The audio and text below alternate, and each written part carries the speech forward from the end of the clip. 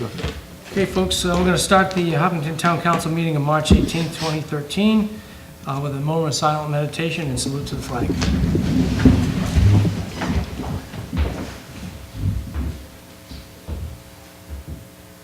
I pledge allegiance to the flag of the United States of America and to the republic for which it stands, one nation, under God, indivisible, with liberty and justice for all.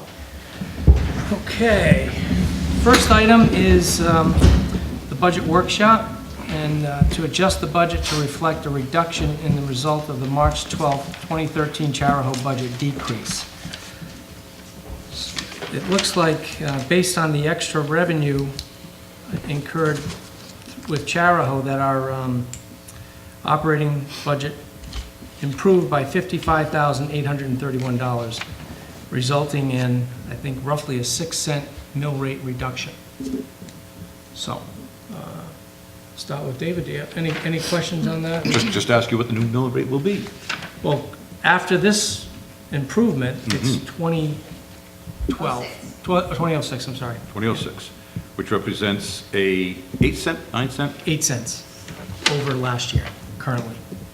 That's all I have to say. Congratulations. Good Yep. job. Barbara, I was at the school committee meeting when they brought this extra $155,000 to the towns. The $155,000 are a number of children who will be going to the CTC, the Chariho Tech program.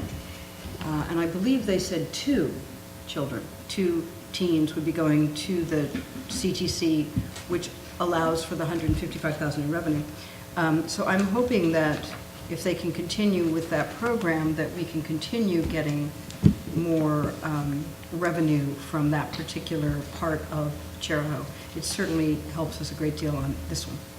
and I think what happens is there's more state aid for folks that attend the Career and Technical Center versus the high school. So Yeah, I think that's where it you comes are from. correct about that. They have to pay tuition, plus you have more. So let's hope that the CTC indeed continues to Thrives. expand and thrive, correct? Yep, so No, I don't have any comment other than I have to say that, you know how we had said we'd look to next year for instance, the libraries for an increase. If I had known this, and I'm glad to know it now, no, not complaining, but if I'd known a little sooner, I might have considered an increase, and I guess we still can, a modest increase instead of having an increase next year. Maybe you have a little bit this year and a little bit next year. But other than that, of course, it's welcome news, certainly. okay, thank you. Mr. Scott? I think I would concur with Sylvia. I think the only problem is that a lot of times 1 or 2 students can jiggle the figures too. If you have 1 less student 1 year, it goes down. So what's a plus 1 year is not necessarily a plus the following year. I appreciate this fact, and I look forward to a discussion on the Chariho budget at the appropriate time, which is possibly more cost savings than 6% possibly, not necessarily possible. 6 cents, actually. It's just 6 cents on the mill rate is what it saved us, so.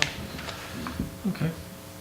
Well, I guess based on that, we're all happy that it reduced our mill rate down from 2012 to 2006.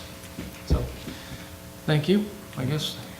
Frank, we are going to meet with the school committee members in the town, is that what I understand? Yes. Yep. And perhaps for the next packet, we would have the new sheets, the revised sheet. I've got it already. Good, okay, You're just going to wait till after that's tonight, fine, that's put it fine, together and then distribute. no problem. We felt that we were going to change tonight, so. Oh, sure. Yeah, next packet's fine. Thank you, Laura. Thank you very much. Good night. Get home before the snow. She's not afraid of no stinking snow. That's that. Bye, Laura. Hey, Laura. Drive careful. Oh, I will. All right, so I guess that workshop is closed, right? Right along. Okay, we're going to call the meeting to order. First on our agenda, after the budget workshop that we had concluded moments ago, was the ordinance amendment. It's to render a decision, an ordinance and amendment to Code of Ordinances, Chapter 19, Taxation, Article 1, Section 19-2, when interest waived. The proposed amendment would clear up existing language without any substantive change and would add a section permitting interest to be waived on 1/4 of taxpayers' overdue tax payment under stated conditions. Introduced and sponsored by me, Council President Landolfi, and heard on March 4th, 2013. Council deliberations. Let's start out with David. Any questions, comments? I'm all for it. I think it's a great idea. Thank you. Makes two of us. Okay, Robert, thank you. 3? Scott? Want me to think of something? No. I think it's a great gesture, and as I did at the hearing, I commended Council President Landolfi for it, and I think it'll be well received, and it's working with people who have a good record paying their taxes, and things do happen, so I think it's a great gesture, and I think it's a positive gesture in the community. Thank you, Scott. I make a motion. Yep. I just want to make one quick comment. What I wanted to do was try and do something for the taxpayers that had a minimal expense for the town, and basically this really is what fit the bill, and I'm glad it came together and everybody's on board with it, because it really does. It'll help out some folks if they're late within the last 5 years, only once, but it's a minor thing to do, and I think it's just goes a long way for goodwill in the community. So, sorry, Barbara. That's quite all right. I'd like to make a motion to adopt the ordinance amendment to the Code of Ordinances, Chapter 19, Taxation, Article 1, Section 19-2. Second. Okay, all those in favor? Aye. Oh, okay, it's in. Oh, it's not a hearing? No, it's not a hearing, No. it's mislabeled. It's mislabeled. Okay. All those in favor? Aye. Thank Gotcha, you. that's Thank you. right, Yeah. that's right. Yeah, tonight was Yep. decision night. Thank you. Next on the agenda is the consent agenda. I guess we've got to pull March 4th, that I think is not ready, right, Lisa? Okay. And pull February 27th for me. Anybody have anything else? Motion to approve the consent agenda to set April 15th, 2013 as the second 2013 CDBG hearing, accept the following reports, Town Clerk, and approve the refund submitted by the tax collector. So moved. All those in favor? Aye. Aye. Okay. One I needed pulled was February 27th, page 5, at the top of page 5. It says it was a consensus of the council not to fund the Domestic Resource Center. I actually concurred with Vice President Thompson on a small amount of funding for that nonprofit. So I did, it wasn't a consensus, it was, I guess I concurred with her, so I just wanted to make sure that was on the I guess one way, it was a consensus, Oh, I but see what with you're saying. Oh, okay. two people, 2 to 3. of three people. It was a Right. consensus and 3 counselors were for it, 2 weren't. Okay, yeah. I think it should be, for the minutes to be totally accurate, Councilor Husband, Councilor Capalvo, and myself opposed it. There you go. And Yeah. We won. Council President Landolfi and Councilor Thompson were in favor Yep, for the historical record. that's all I had. Motion to approve Town Council meeting minutes of the budget workshop notes of February 27th with the adaption. With the clarification. Clarification. Okay, all those in favor? Aye. Thank you. Okay, first public forum. Anyone out there wishing to be heard? No. Okay. Next on the agenda is the town manager's report. Joe Thank you. McGarry. Thank you. March 7th, we handled a department head staff meeting, which was held in the Hopkinton Police Department conference room. Numerous agenda items, including the upcoming annual goals, were discussed by the department heads. And these meetings generally bring everybody up to date on pending matters and allow for discussions on the status of many town-wide projects and goals. During the first week of March, DPW Director Tim Teft and I drafted an RFP for the chip sealing of approximately 63,000 yards of town roads this year. This project is expected to cost approximately $110,000, which will be funded through the Road Resurfacing and Restoration CIP from FY13. Roads that are tentatively scheduled to be chip sealed include Canachet Road, Lawton Foster Road North, New Street, Kenny Hill Road, Bell Forest Lane, Michael Lane, Teaberry Lane, and Wincheck Pond Road. Bids will be solicited, reviewed by the staff, and subsequently awarded by the town council at a later date. During the second week of March, DPW Director Tim Teff and I also drafted RFPs for mid-grain gasoline, diesel fuel, propane gas, number 2 fuel oil, and HVAC service for FYs 2013 through 2016. We extended those 2-year bids to become 3-year bids. 5 bids will be solicited, reviewed by the staff, and subsequently awarded by the town council at a later date. The police department also received a $1,000 safety enhancement grant from the trust for the purchase of audio-visual equipment for in-service training. And lastly, Planner Jim Lamphere and I are currently working on a separate CDBG-Disaster relief grant related to Superstorm Sandy. It's easy for me to say. Say it 3 times fast. In which cities and towns can apply for funds used to acquire urgently needed equipment that will position us to respond for better for future emergencies to mitigate any further property damage. But basically, we're looking for some 2 generators, one for the town hall and one for the Crandall House. Okay, thanks. Any questions for the? Yeah, the only thing I picked up on when I looked at it, all them roads seem to be in the northern part of the town. Why was that, is there any reason for that or anything in particular? Well, those were selected by the DPW staff, the director and the foreman. Thank you. No, I don't have anything. Yes, ma'am. I just have a small one. On the last thing, Bill, on the CDBG disaster relief grant, is that, I mean, obviously you're going to ask her like the 2 generators. Is that available for small equipment as well as large equipment? Well, yes, that's like a follow-up grant, similar to the flood where they had a disaster relief grant that we're able to do Fairview Avenue. Yeah. This is a disaster relief grant in addition to the $31,000 reimbursement that we put in for Superstorm Sandy. This is primarily geared towards low and moderate income projects, but there is a section that's specifically reserved for urgent needs, and part of that is related to mitigation, so what happened won't happen again.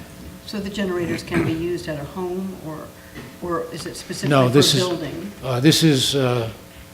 this is not for private residents. This is solely for cities and towns. Okay, all right, thank you. Bill, I just had a quick question. On the grant from the police department, that was for the laptop, was that they got? Oh, no, this is something different. Oh, it's something different, oh, okay.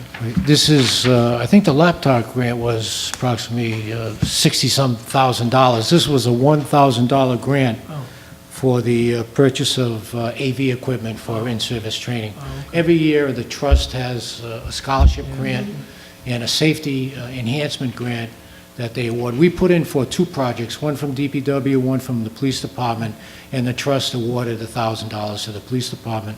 And Chief Palmer and Captain Carrier went up to receive that award in Warwick. Is that the same award that we got last year for DPW for safety glasses, I believe? It's $1,000? Yes. That was it. That's great, thank you. Thanks. Okay.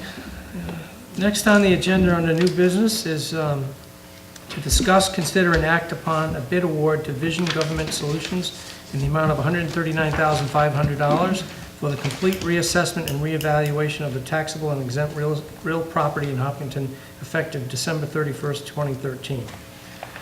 I guess I'll turn it over to the town manager, Bill McGarry. Okay, thank you. First of all, I'd like to thank Christine Brochu for all the work she did on that RFP. It was a significant amount of work, And we went out to bid to receive bids for a complete reevaluation, a full evaluation that includes the full reassessment and reval of taxable and exempt real property in the town of Hopkinton. And we received 2 bids on February 27th. They're open in the council chambers by the town clerk, Lisa Cook Martin. 2 bids came in, one for Vision Government Solutions at $139,500, and one from Northeast Revaluation, LLC, at $122,000. The tax assessor took the time to research and review each one of the 2 bids, and also took the time to sit down and meet with them and interview them with respect to the bids that they submitted. Our last 3 revals and camera provider was CRC, Certified Revaluation Committee, but they didn't put in a bid because they were purchased by Vision Government Solutions. So at this point, I'll kick it over to the tax assessor, Christine Brochu, and she can explain to you why she recommended who she did. Good evening. So with the 2 bids that were submitted, it became a little difficult because they were not apples to apples. So with that being said, it became problematic for the Northeast revaluation to be considered because in their bid, they put limited litigation and they didn't satisfy some of the education that was required in the RFP. But with interviewing them both, Vision did, they did follow the RFP, so we don't have limited litigation. They also bought CRC, who we've been using for about 10 years, and they took their employees also. So I think this is going to ensure that we're going to have a smooth carryover of all the information. With CRC, that company, they have many towns that are loyal to them, so we haven't seen a town switch out of their software system. So knowing that their staff is at Vision gives us an extra security that we'll be able to take all the information that we've had for years and that we're not going to lose any on switching it over. We also use Vision Government Solutions for 2 other departments, the tax collector and the building department. So it'll aid for greater communication between the departments. Can I answer any questions? Well, all I can say is, I appreciate your work on this, and, I was looking at this, and I'm always amazed when I look at bids and things of that nature, disparities. And I just found it interesting that even though this one is more expensive, the litigation thing really stood out. Because you would think that when you look at these things, there would be some similarities. And I don't know how many clients the other company that we're not picking has, but I just thought it was interesting that the litigation thing in and of itself, and you can never really predict how many people will challenge an assessment, but I know people are very concerned about assessments and taxes, and particularly with the economy the way it is, that I just think that this is a case where the highest bidder seems to be the logical choice because of the deficiencies of the other bidder. And I congratulate you for handling it the way you did. Thank you. Very well said, Scott. Very well said. Sylvia. How long ago did they merge? I believe it was around New Year's. The CRC staff that you've worked with and past assessors have, do you think they're going to keep the same staff? Have they kept the same people? Yes, in the RFP, they have to give us a list of who's going to be on the project, and I believe there's only one person that hasn't worked for the town. So it's basically the staff that we've had before. Okay. I know that, the last reval, there have been unusual circumstances with what happened with the last time, well, I shouldn't say the last reval, but there was I'm trying to think of it, not the full reval, but it may have been the statistical one, actually. That was, what, 3 years ago? Yes, 2010 okay. was the last one. I remember distinctly, it was just before, I can't think of his name. Steve Hazard? Thank you, Steve left, and the unusual circumstance was that usually when you do this, if you have an amount that you need to pay your bills, you pretty much stay the same, unless you've added onto your house or whatever. But because normally everyone's value goes up, the tax rate goes down, and we had the opposite occur, which was very unusual. But the point was that it was very well handled. So, I mean, we weren't getting the calls and the complaints, and whatever problems there went through the process and moved along. And so, yeah, so they've been very good to our town and worked well with our staff in the past. I don't see any reason why they wouldn't continue. Thanks, Susan. Barbara? I also was concerned when I was reading this about the RFP asking for unlimited litigation and Northeast not providing it for the same reasons that Sylvia said, because I think that we have people that had problems or had issues, and it happened for, many months at a time. People get those, put them in a closet, and then, 2 weeks later, they come up with it, and people were always there for them no matter when it occurred. So I really do appreciate that. One second. I did see Northeast in their revow, the bid included digital photograph of every property. When I first was looking at the CD's Vision, yes. Vision. I didn't see that, but then I did see, it said accurate sketches of all residents and commercial buildings. So my note was why not photos? And then later on, there's an updated digital photograph of the main building of each improved property with the data. I'm asking why just the main building? What if there is a substantial barn or an ancillary dwelling? I would think they would need photographs of that. I mean, we're becoming more photosensitive than we are paperwork, and certainly not sketches. But I was wondering if they were also going to take photographs of other, not a shed, but a substantial building on that property. Yes, it was my understanding that if some field cards have multiple pages, especially, let's just say it's a two-family property that has two dwellings on it. We have pictures and field cards underneath that same file because it's really one property. So it's on my understanding that they would be taking two pictures of that. And my thought too is on farms where you have the house, but you have substantial outbuildings that go with the property. And I didn't know if they were photographing any of those and putting them on the file, because I know you've, it just seems like we're becoming so much more into photography when we're really looking at something than just paperwork. So I just thought it would be important for them to do that. And Sure, I can talk to them about it. I assume they actually might, because it won't be every single house. But They usually take the pictures if it has its own card. So if it does have more than one card, then there's more than one picture usually supplied. Okay. So I can certainly talk to them about that if, yeah, just so we have some kind of record of what the property actually looks like. sure. Okay, and I think that was it. Okay, thank Okay. you. David? Do they take pictures of empty lots? Or is it just structures? No, it's structures, Okay. yeah. Most of the time, it's just trees, so they Yeah, just right. they don't take the picture unless it's something that could be helpful in the process. Okay, thanks. That's it. All right, thank you. Okay. Yeah, it's not often that we choose a higher priced bid, but after reading what was in our packets this weekend, and I understand why we chose them for the reasons you mentioned, it's really not comparing the same RFP. It didn't contain all the information that the other company bid on, and that, unlimited litigation is something I think that's probably important, so I'm in favor of the higher cost Vision Government Solutions. Solutions.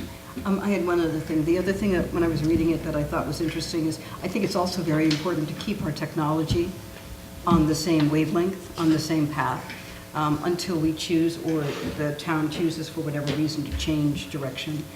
The more we can do like that, I think is much more valuable. We can't just keep changing hardwares and softwares arbitrarily. That would be just a mess. Okay. Okay. Make a motion? Yep, please. Or do you want any public? I don't know. No? Move that the Hopkinton Town Council award the bid for the full reassessment and reval of taxable and exempt real property in the sum of $139,500 to Vision Government Solutions of Northborough, Mass. Second. Okay, all those in favor? Aye. Aye. Thank you. Thank you. Chris. Thank you. Thank you. Thank you.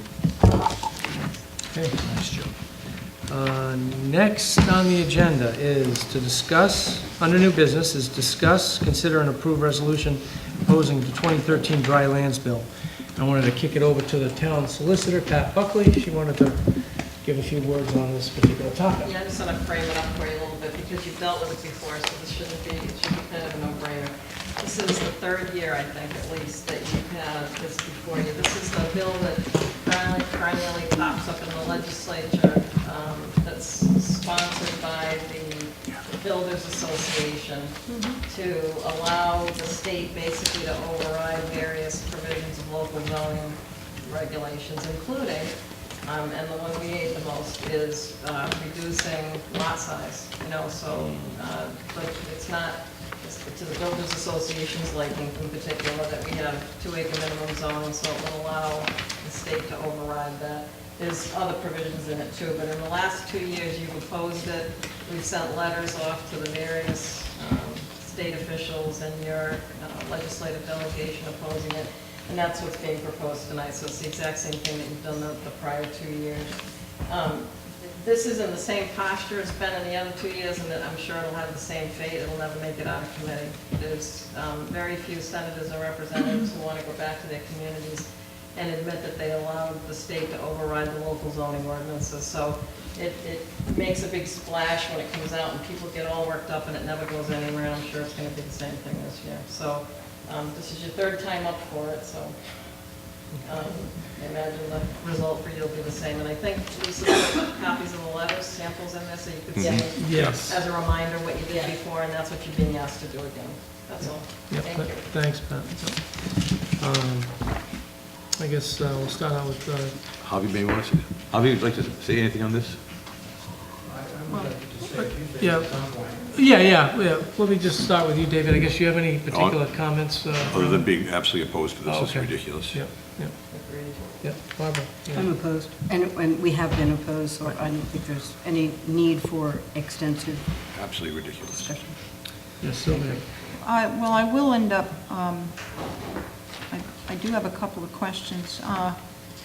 We were provided, in our packet, we have the usual one, the subdivision of land, okay?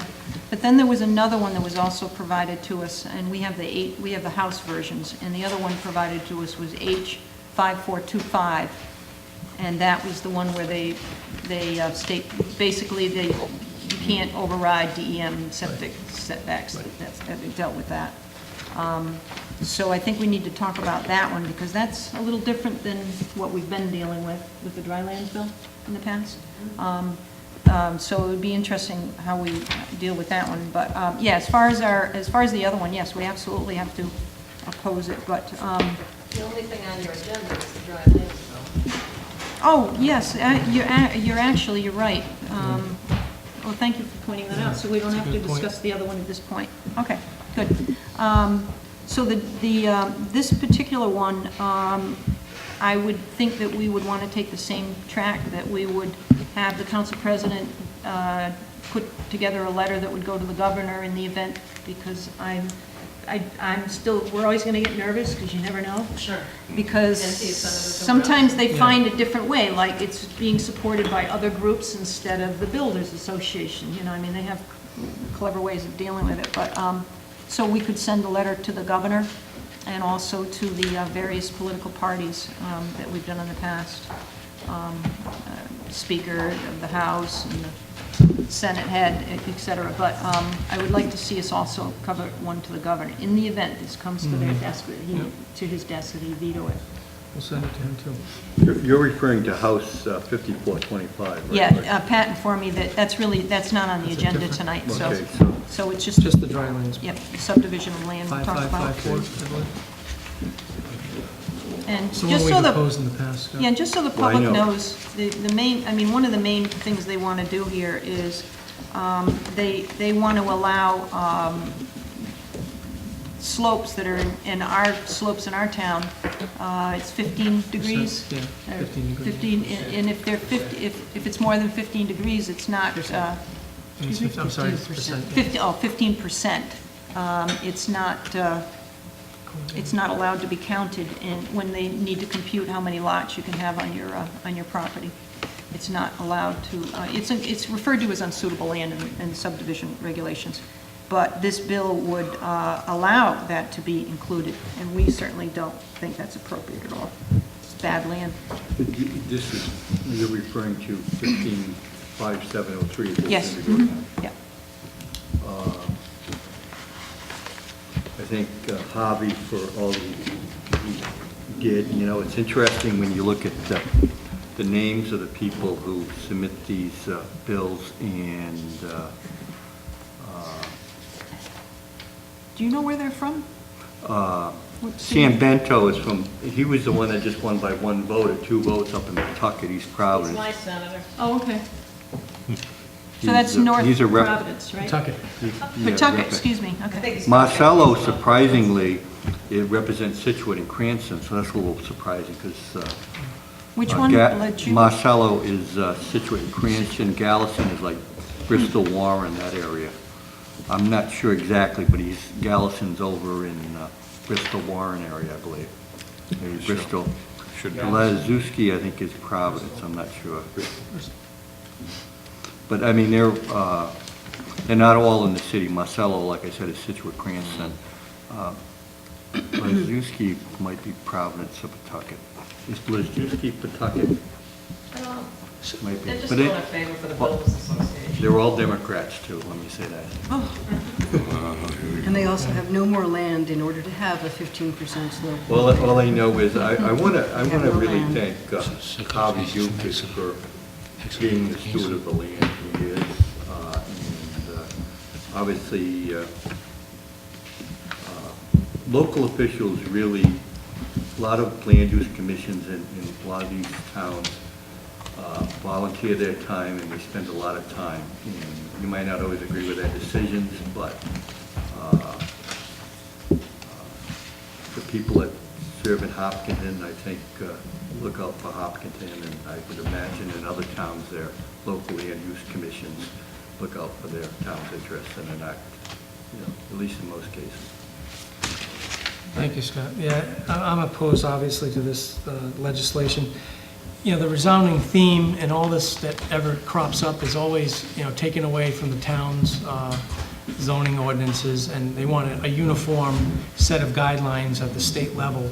And I know why they want that, is they don't want us kind of setting our own rules and regulations on how we see things fit to develop and progress as a town.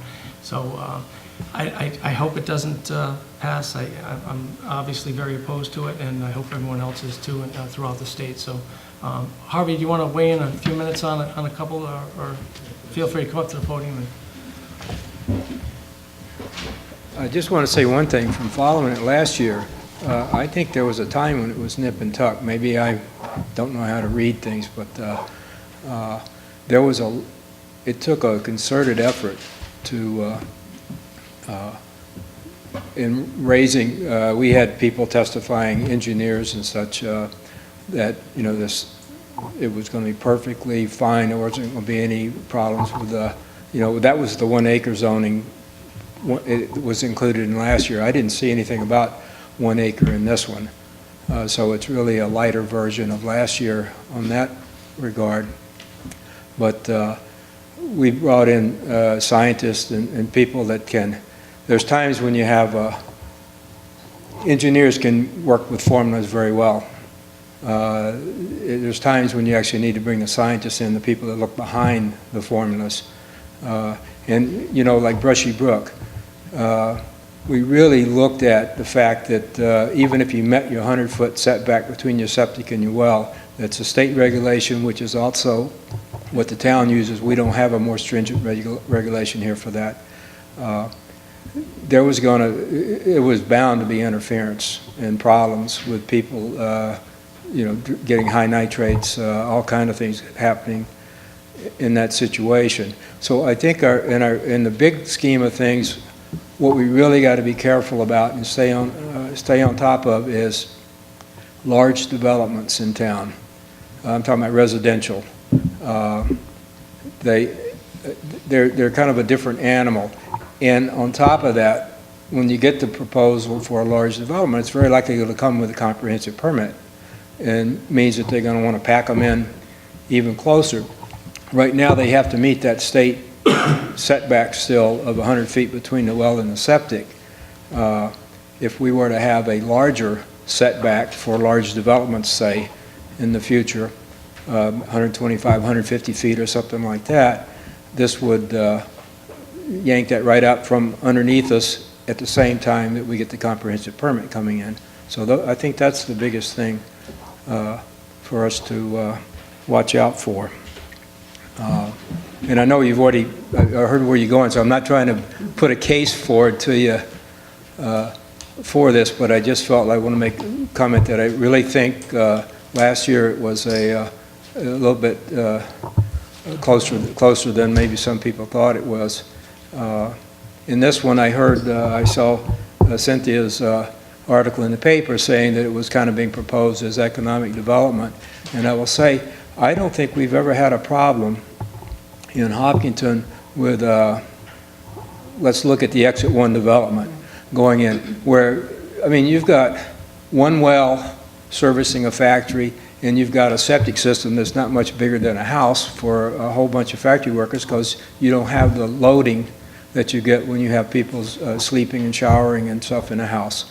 So we really don't have a problem with economic development being impacted by any of this at all. So the only purpose I can see is really just a I still think it's a backdoor way into pack more houses into our town by out-of-town developers. Well, the other important thing is that we don't have public sewers also, and that was actually mentioned. Well, that's in the drylands? I mean, no, but I mean, a lot of those things when we are concerning about a lot of houses being together. The thing is that the political reality is this, that I would hope our council president, you would, if that bill does manage to come out of committee, we should contact our legislators and say, if this bill comes out of committee when they have hearings on it, maybe some of us would want to testify. The thing is, the way the legislature works, I think the speaker has a lot to do with whether or not a bill has a chance to pass or not. Because, I mean, there's so many bills in the legislature that if there's a serious chance that this is going to get out of committee for a vote, then I think we would probably really want to move. Could I ask just a question? I made a little packet up that I sent out. Did people see that? Yeah, I read it. Okay.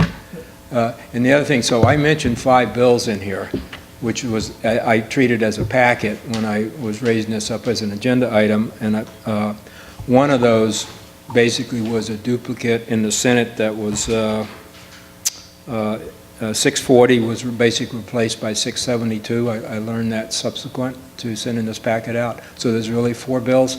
Now, did I understand our solicitor say that we're not discussing all of this set of packets of bills? Just drylands is on the agenda. And so the dry land being the one, not the one with steep slopes? Correct. Right, 20. And I want to make sure, I haven't seen the 4 that you have.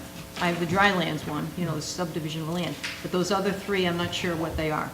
So, Excuse me, there's no drylands. okay, the subdivision of land, At all. right. Okay. So there's a bill in the House and in the Senate that deal, just for clarification, that deal with the setbacks from septic sewers, septic wells and wetlands.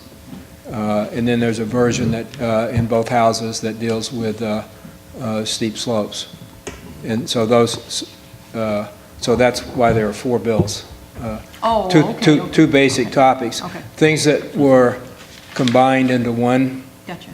piece of legislation last year. So to that extent, they've taken what was generally everybody knew as the dry lands bill, and they split it into components. So I still don't know whether or not it was last year's dry lands bill had both of those things in it. So I'm not sure that you can or can't take a vote on both. The solicitor maybe can advise you, because if they were still calling it dry lands bill, it would have all, you know, both steep slopes and the setbacks would both be in there. Well, that's a good question. Pat, I don't know, we want to just get to a vote on the resolution, I suspect, and if it incorporates what Harvey was saying, I can't see why we can't do it, right? Okay.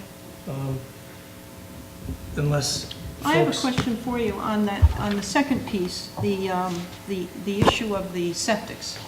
Right, that would be the... Right, so the main, we don't propose anywhere tighter stringent. It isn't, our rules and regs aren't any tighter than DEM's. We Correct. follow On, DEM's on, lead, in other words, I believe on I'm correct septics. on all the setback. I know it is for wells and septic, the setback is 100 feet. But you're That's DM rule, and that's what we apply. As you pointed out, though, there may be a time in the future when, for instance, with large developments, that may hurt us. That we may I was decide in the scratching my future. head on that, and I said, that's the only time that we, I mean, you build a couple of houses on a, spread out, along one of our roads or something, it's very rare that a 2-acre lot, you're gonna have a real conflict. But when you put 300 of them up into a challenging terrain, I think maybe that's something the planning board ought to take a look at. I've never brought it up with them, but maybe there should be some threshold where you either for instance, you could set up some other number, say 150 feet, but if they can come in and show that it's not going to be necessary, it's nice to have some flexibility, because you get into rigid rules, and all we do is we just use up the land faster sometimes, so it'd be much better to leave a little bit of flexibility there, but to protect us for those times that we need to be protected. Does the council, I guess, want more time to digest the 4 components, or do you think we have enough info to make a motion to sponsor a resolution in opposition to these 4? I don't think I need more time, because we've dealt with this from earlier, and we all are, as far as I know, we're pretty much all on the same page with Harvey. I think, I'm sorry. Go ahead. I think we're mostly on the same page with Harvey. As far as the DEM, I also thought that we follow their standards as well. And unless they should suddenly change their standards, whereupon then we would have to look at it, because we may feel it's inappropriate for Hopkinton. I have no problem with H5425. If you have, the other thing that I know the planning board's doing is that when you have a lot of houses trying to come together, they're trying to make it so that it is a water system rather than wells too. And I know they try to push for that. It doesn't always work by any means, but I know they are trying to address that issue as well. All right, so, Well, I was wondering if we could oppose both on the grounds, include the other one, primarily because it's taking away local control, just on that fact alone. So anyway, if you would like, I'll make a motion that we do support, we do not support the subdivision of land and the, what was the other one? How do they refer to it? Let's see where it is. And here it is. And we do not support, where is this heading?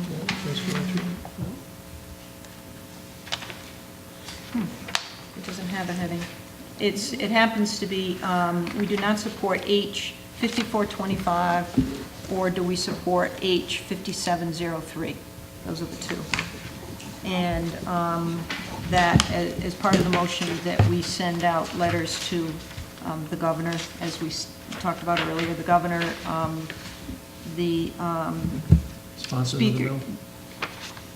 Your legislature. Yeah, No, our okay. legislative group, and what about the Speaker of the House, and is it Senator Kybal Weeder? Yeah, we, Yeah, and those two in our local, and of course, it's a separate letter to the governor in reference to the veto. okay. I just have a procedural question.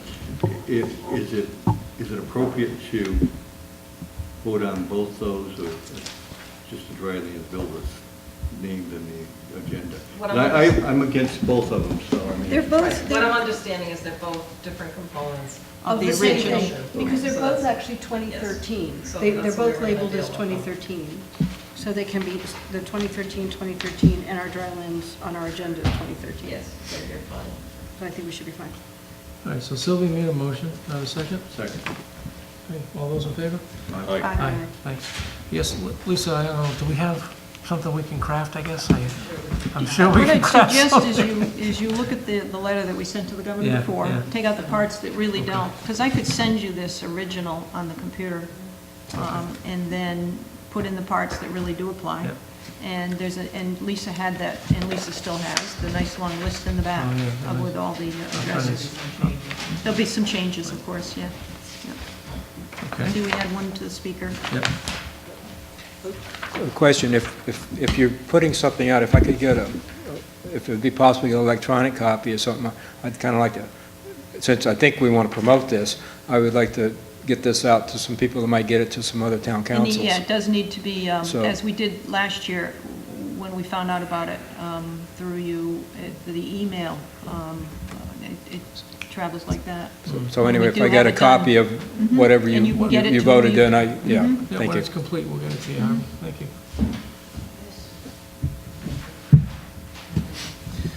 Okay, thanks, folks. Okay, next on the agenda is correspondence. There was some council president letters to Libby Walker and Chief Palmer. We received in our packets some nice letters from the residents regarding the police department during the blizzard, the last blizzard, I guess the most recent blizzard, and commending those officers. And I sent a quick note to Chief Palmer to congratulate those folks for their community service and service to the town.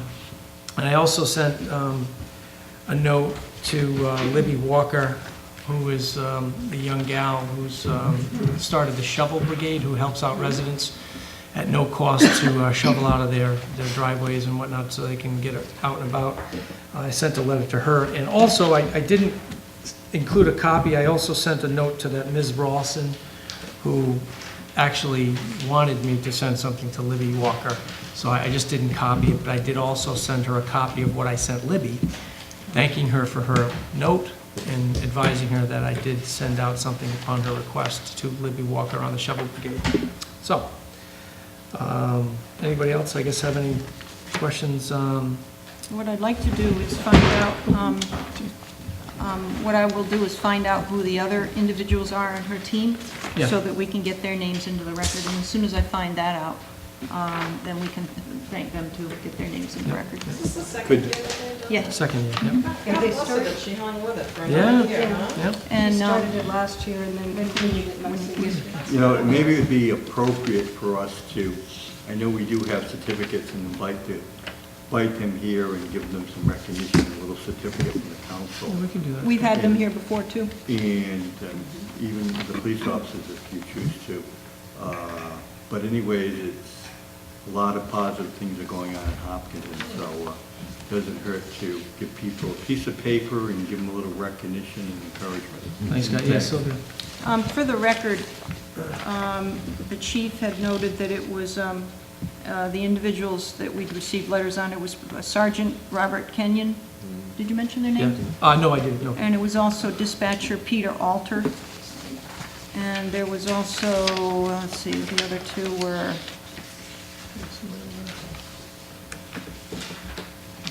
Sergeant Percival yeah, there were four of them. and Officer Wheeler. Thank you, Wewell and Officer Percival. And Sergeant I'm not Kenyon. finding the letter that had the four names on it. Right here. Sergeant Percival, Sergeant Kenyon, Patrolman Wewell, and Patrolman Lambricks. Lambricks. Oh, thank you. Keith Good. Lambricks. Okay, all right. And, yeah, okay. And we had some other correspondence, if you want me to bop to that. Yeah, go ahead. Let's see, which other, oh, the DOT. DOT, yeah. This summer, the DOT, as they do every year, offers employment opportunities, or I should say experience, to residents. The Department of Transportation is looking for college students interested in spending their summer working alongside DOT professionals to build and maintain the state system of road, bridges, and other transportation-related infrastructure. If you're interested, you need to send a letter of interest detailing your education and work qualifications, a copy of your latest college academic transcript, and a statement of your career plans, and you send it to the Summer College Student Employment Program.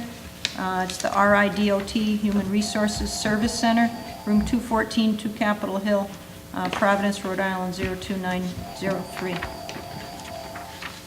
The second item was the Chariho Mentoring Program, and Chariho has been doing this for a few years now, and if anybody is interested in applying to the Chariho Mentoring Program, looking for, oh, here it is.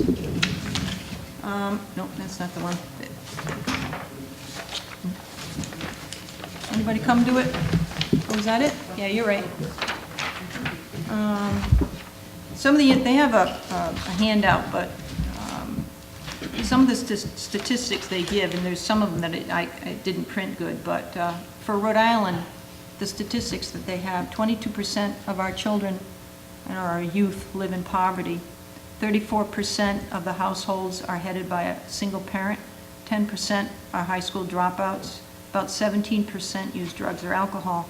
And with the mentoring program, which didn't come through, they provided statistics, but I think we know that with those kinds of statistics, whether high school dropouts or drugs or alcohol, having a mentor, when, especially in a single parent home, really, really makes a difference and helps. And if anyone's interested in doing that, they can call Guyana at 401-365-0651, extension 2228, or Jim at 401-315-2880, extension 2823. Good. That's it.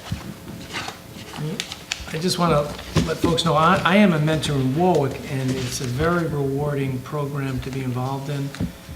It's only, what is it, an hour a week.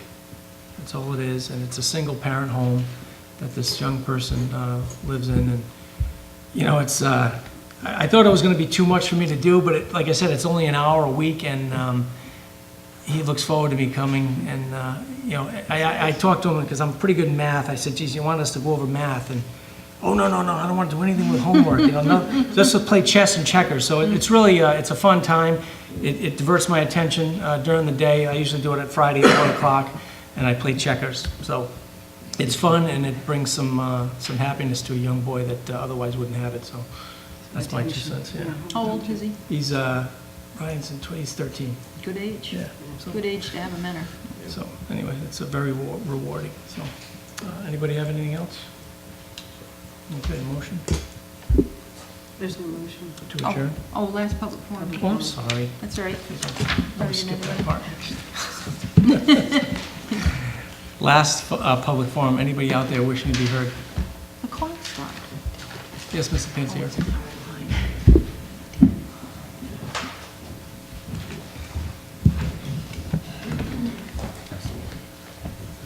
Hi, my name is Ken Pansera. I live on 90 Pansera Lane. I just would like to be able to ask the council a couple of questions that I had concerning dog kennels and in reference to a letter I got from the zoning office that was on record. Basically, I came before the council last year asking if certain kennels are licensed appropriately to the zone in which they are located in regards to the kennel license process. I was advised by the council to consult zoning after consulting the zoning office, it appeared that the previous official had zoned the kennel abutting our property as described in a letter to the previous town manager in response to his memo on August 3rd, 2006, requesting the zoning officials' input on how kennels fit into zoning in Hopkinton. So basically, you know, that's how I addressed going as a council requested last year to address the zoning issue with zoning up to this point. And I'd like to be able to read what the letter stated from Mr. Morty to Mr. Delibero, I think. And so basically, by doing that, the letter stated in accordance to the letter from Mr. Morty to Mr.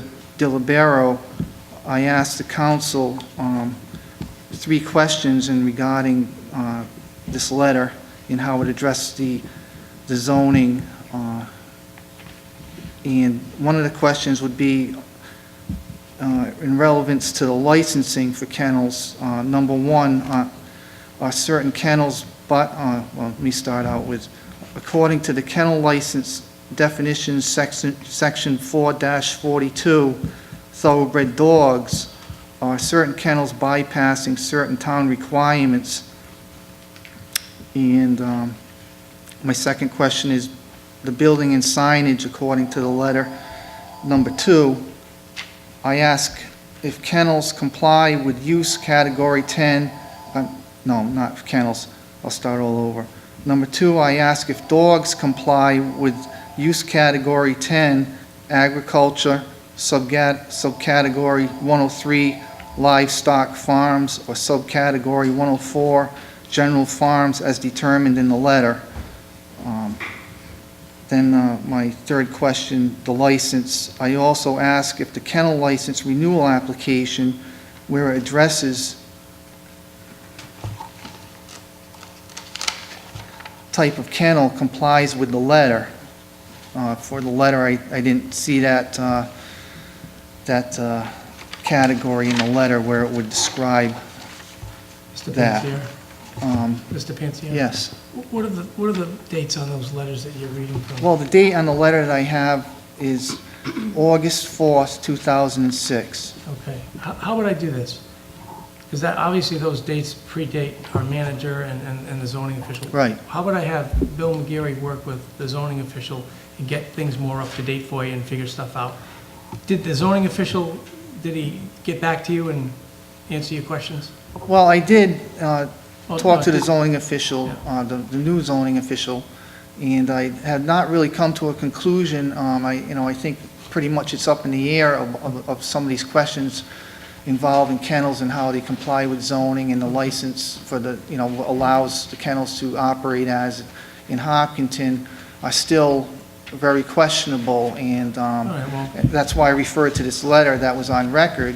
well, those you know. folks don't have the employee of the town anymore, so I'd Yeah. rather our current manager, Bill, work with the zoning person and you to try and get a resolution to answer your questions. Is that Okay, okay? that sounds good to me. All right, thank you, Mr. Pansier. All right. I appreciate And it. perhaps you could let us have a copy of that letter, too, Yeah. at Okay. some point, Yeah. and then make a copy and give it back. All right. Mr. Panzer, I believe your family. Also, I would like the manager to look at the status of Pansera Lane and who owns that, because I think one of the... Scott, that's not on, that's, Okay. you can't bring up issues on the public forum. I'm sorry. So make sure we get a copy. Yeah. Lisa, the clerk, will. Okay. She'll distribute it to us, and then we'll work with you with the current manager and the current zoning official to get all your questions answered. That sounds good. Okay, So I thanks. just drop a copy off to the town manager's office? Yeah, or the town clerk. Oh, all right. Yeah, Lisa. You know Lisa, right? Yes. Yes. Thank you very much. Thank you, Mr. Pansier. So, motion to And do we adjourn. adjourn in anybody's memory tonight?